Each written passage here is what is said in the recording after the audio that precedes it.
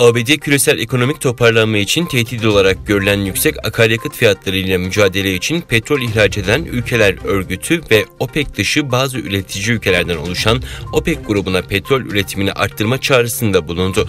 ABD Ulusal Güvenlik Danışmanı yazılı açıklamasında yüksek akaryakıt fiyatlarının kontrol edilmediği takdirde devam eden küresel toparlanmaya zarar verme riski taşıdığını belirtti. İran Ulusal Güvenlik Yüksek Konseyi Genel Sekreteri Ali Şemhani, ülkesinin Şangay İşbirliği Örgütü'ne üyeliğinin önündeki siyasi engellerin kalktığını söyledi. Ali Şemhani, Twitter hesabından yaptığı açıklamada Rusya Güvenlik Konseyi Sekreteri ile gerçekleştirdiği telefon görüşmesine ilişkin bilgi verdi.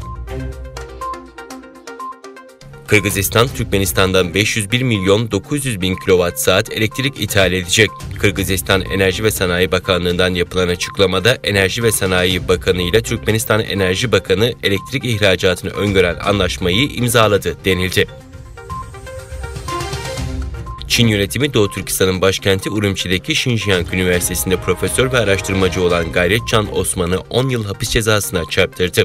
Uygur kültürü üzerinde çalışmalar yapan Osman'ı hapse atan Çin yönetimi, profesörü tüm ders kitaplarında ve araştırma makalelerinde Uygur kültürünü abartarak Uygur kültürünü ötekileştirmek ve Uygur öğrencilerine ayrımcılık fikrini aşılamakla suçladı.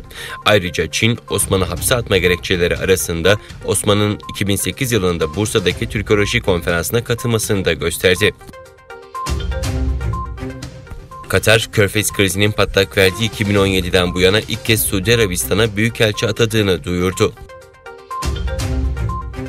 Alman demiryolları ile yapılan ücret artışı görüşmelerinin başarısızlıkla sonuçlanmasının ardından Alman Makinistler Sendikası üyeleri ülke genelinde iş bırakma eylemine başladı.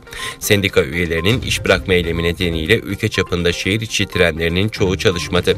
Şehir içi, şehirler arası uzun mesafeli yük ve yolcu treni seferlerinin büyük bölümünü durma noktasına getirdi.